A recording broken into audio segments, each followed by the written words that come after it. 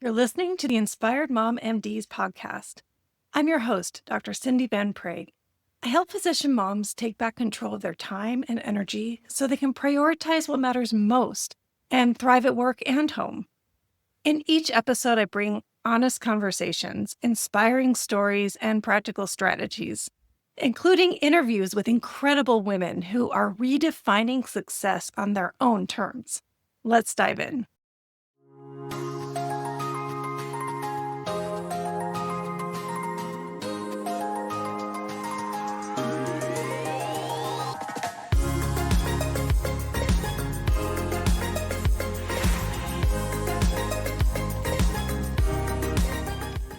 Hello, everybody. Thank you so much for coming back to the Inspired Mom MD's podcast.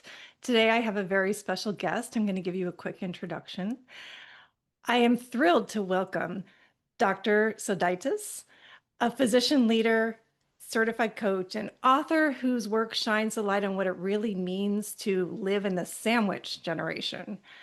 She currently serves as Associate Chief Medical Officer at Health Alliance, where she leads efforts in population health, quality improvement, and provider engagement. But what makes her work especially compelling is how she bridges that leadership with her coaching practice.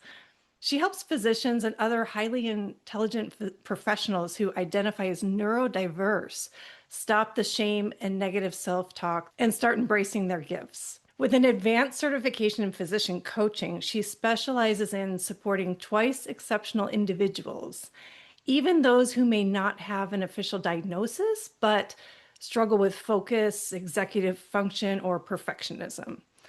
Her message is powerful. Different does not mean deficient. She brings that same honesty and insight to her new book, which is Sandwiches Are Delicious. This feels more like a vice. It's a collection of essays exploring what it's really like to care for aging parents while raising a family and maintaining a career. I am so honored to have you here today, Dr. Sodaitis. Welcome. Thank you. That was a beautiful introduction. Thank you so much, Cindy. I'm really, really excited to be here. Oh, I'm so glad. I'm so happy to talk about this topic.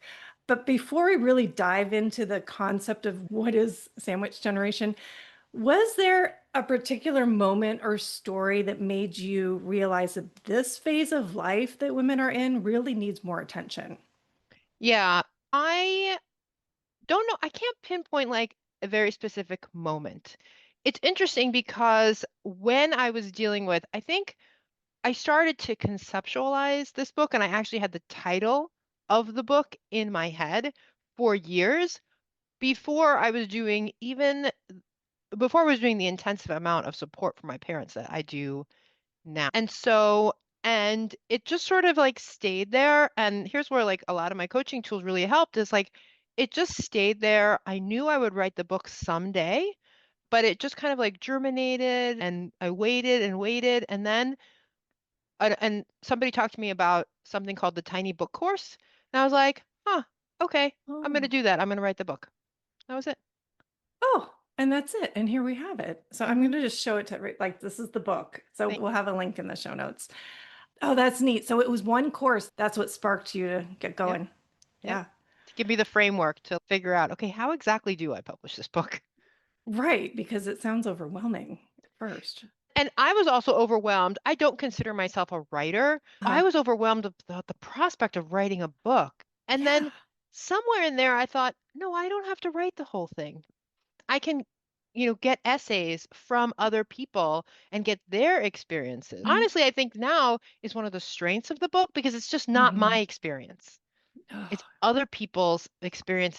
Some of them are really different from what I mhm. experienced. Yes. And that's what I loved about the book was that it was different perspectives. That's great. So for those who may have not heard the term before, how do you define sandwich generation? Yeah, I think of someone in the sandwich generation, if you are providing support, and that could be financial support or emotional support Mm, for a parent and a child. So your okay. own child and one of your parents or even your in-laws. Okay. Okay. So that's a nice broad definition that includes a lot of people. Yeah. Yes, yes. Yeah.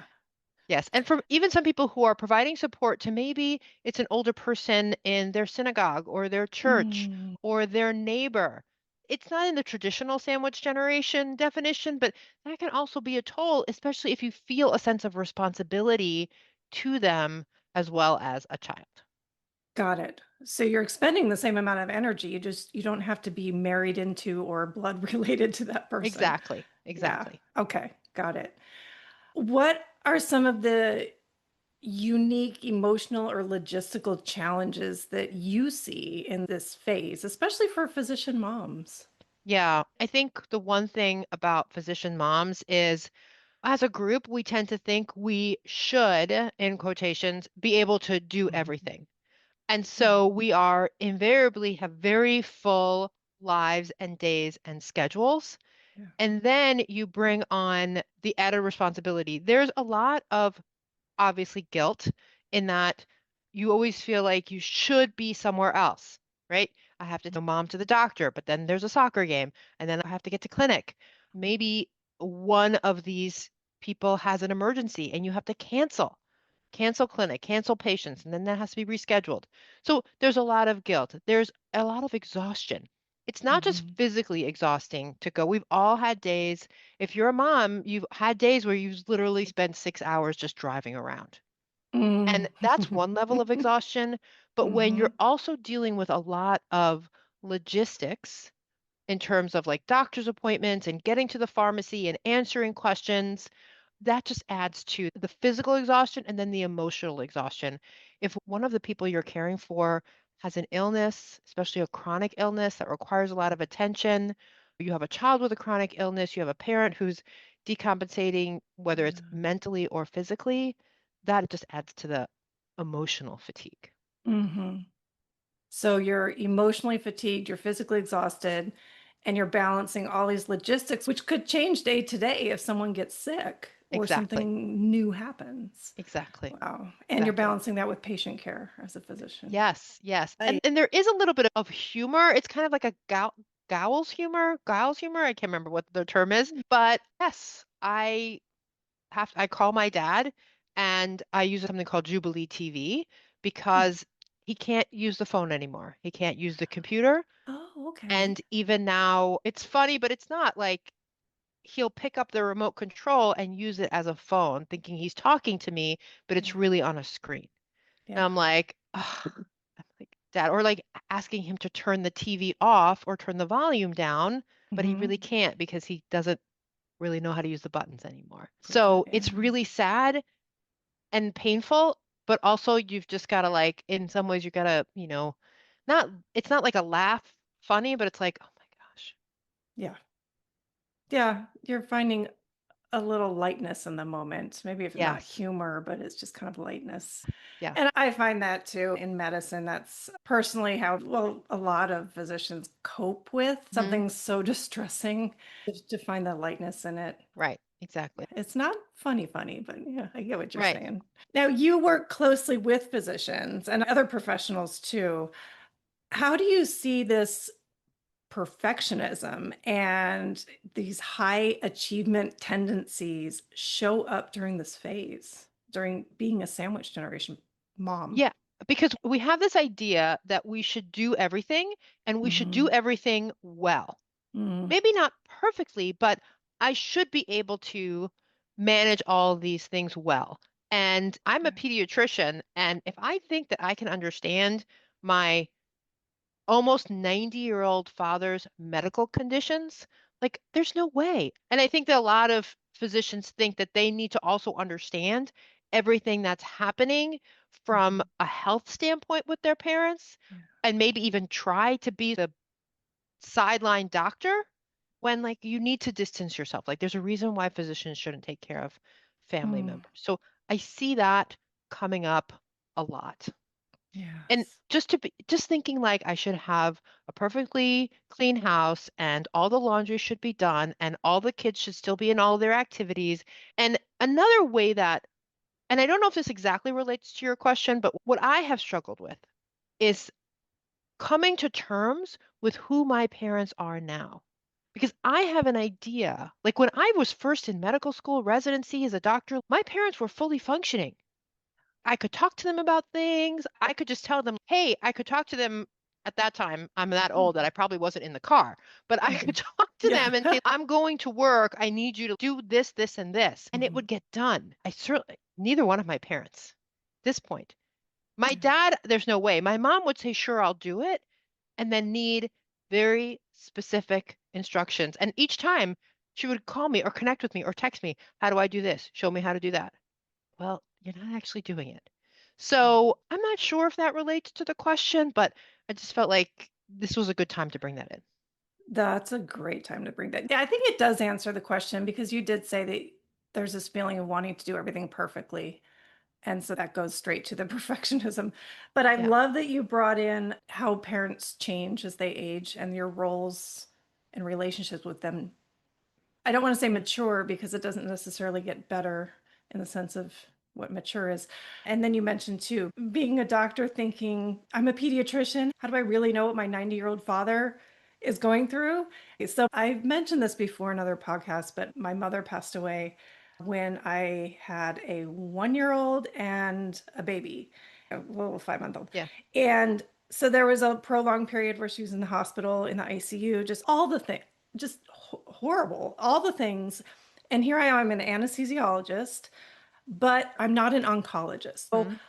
I had that struggle of feeling like I needed to know like her treatment plan and when they were doing things. And it was too much of a burden to put that on me to think that I would know just because I have an MD after my name what Exactly. she's going through. I could do anesthesia, but I don't do oncology. So I Yeah. really hear what you're saying there. And I think that this dual identity of being both a doctor and a daughter in my case, or Hmm. son, really creates a conflict. And have you seen that same conflict in yourself and which I think is what you're talking about, or Yeah. your clients? Tell me about that. Yeah, very much, very much. And our parents, neither one of my parents are physicians. Hmm. So they rely on me to help them make medical decisions and to Hmm. interpret what their physician is telling them, which I do to the best Yes. of my ability. But also, if I'm like my mom might have me on the phone when she's at the doctor's office, I do take my dad to, because my dad lives not close by, but within driving distance. My mom doesn't.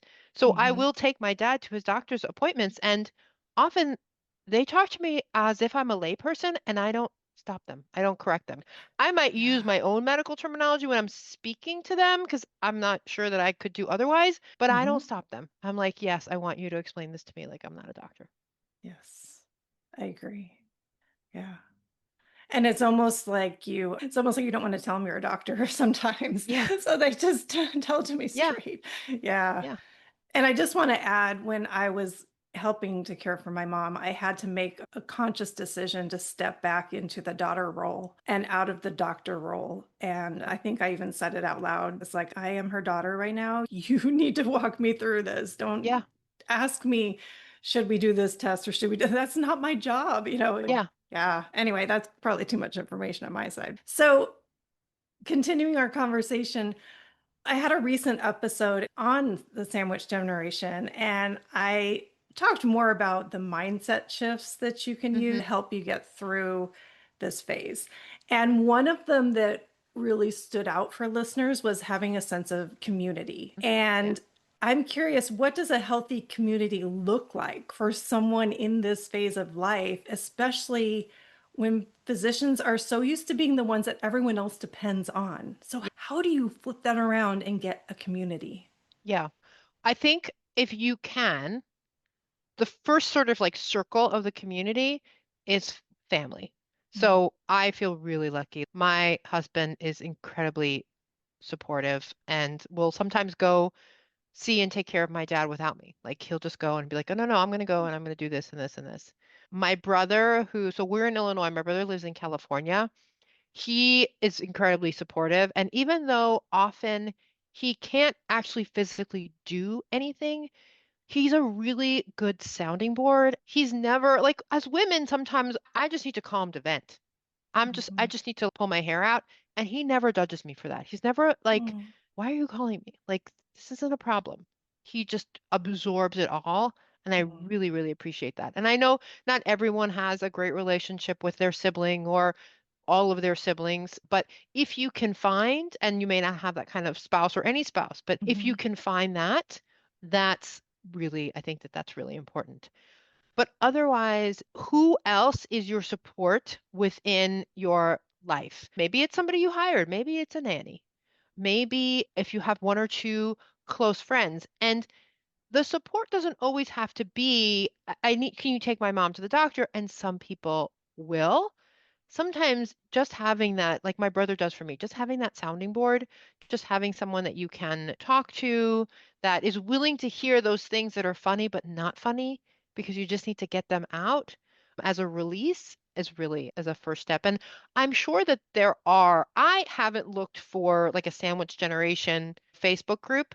I think that's what Facebook has become, a sense, a place where people find their community. Mhm. If you can, maybe there's a sandwich generation Facebook group that allows people to talk about that. I know I mentioned the Jubilee TV, Yeah. and so they have a Facebook group, and I haven't really utilized it, but I'm sure that I could go in there because it's all for people who need to set up a device through the television to help them communicate with their parent and also control the Right. TV, but I Yeah. don't do that part. True. And I was going to ask you about that. I'm like, what about online? Hmm. But what I'm hearing is that close family is a natural first circle to go to, but there are also some unexpected places you can find help where it could be someone like your nanny just listening to you. And you're mentioning Facebook groups, the Jubilee group. I found that Reddit's a popular community too. I mean, Hmm. there's so many. I mean, Yeah, there's so many I don't know, but that seems to be yeah, pretty popular too. Yeah, I agree. There are many groups out there that you can reach out if you have to, and you could be anonymous too, and then you can vent right. vent your feelings. Exactly. Yeah, I Exactly. love that. I think so many physician moms are struggling with that, and that I think a lot of people are so busy, and as we get older, we don't keep as many of the close friends, and so that Mhm. community is a little more difficult to achieve. I just thought of one other thing too, that is that there may be more people that are struggling with this than we think, right? Because also many physicians, me myself, like we have children a little bit older. So our parents are going to be a little bit older and our kids are kind of school age. There are other people who are in that same situation. Mhm. Sometimes you just have to ask. Sometimes you just have to be the first person to say, Mm. wow, I'm really struggling with dealing with my mom and my kids at the same time. Yes. To see what they say. A little radical vulnerability. Isn't that what Brene Brown or somebody says? I was just going to say that's vulnerability. Yeah. And it's so amazing how once you put that out there, once you say something like that, how many people in the room speak up and say, "Oh, I'm feeling the exact same way." Yeah, And then there you go, you have a community right there. exactly. Mm, I'm so glad you brought that in. Yeah. Oh, thanks. So, for those listening today, or just right now today, feeling stretched thin between their parents or their loved one or someone they're responsible for, a big person and the little people they're responsible for. Mm. What would be just for today? What's one small step they could take to just feel more grounded? Oh, to feel more grounded, Yeah. I am going to give them a virtual permission slip to take 15 minutes. It could be at the beginning of the day, in the middle of the day. Take 15 minutes just for yourself.